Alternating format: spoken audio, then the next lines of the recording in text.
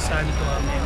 Sinabi ni Jesus sa kanyang mga alagad na kung ang daan, ang katotohanan at buhay, walang makapupunta sa Ama kundi sa pamamagitan ko. Kilala niyo mo, Ama, na manalangin tayo. Manaming makapangyarihan sa iyong kapasyanig nagkatiwala mo sa tao ang dapat gampanan sa daigdig dito. Pagkaloob mo sa lahat ng ito, magagamit ito mo ang paglingaw sa kaligtasan ng tanan, nilang pagparoon sa gawain ng paglilibang, iyong ipadamang si Kristo'y kasama sa daan bilang Panginoong nabubuhay, kasama ng Espiritu Santo, magpasawalang hanggan. Amen.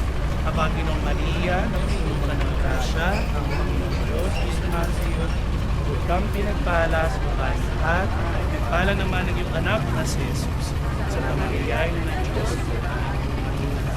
Ngayon, at kami mamamatay, kayo po magdadrive. Tandaan nyo lang po palagi, ito pong ginawa po natin ay salamat natin sa biyaya ng Diyos. Meron kayong sasakyan na magagamit. Lagi nyo pong tingnan, ano po yung nandyan? Yung pong bilog.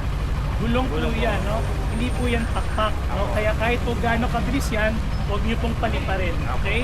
Ang kaligtasan nyo po ay dapat inyong sa alang-alang pala. Sumayin nyo ang Panginoon, nagpalain kayo ng makapangyarihan Diyos, Ama at Anak, at Espiritu Santo. Amen. God bless you po. God bless you po. Sige. Alright. Thank you po. Thank you. God bless you.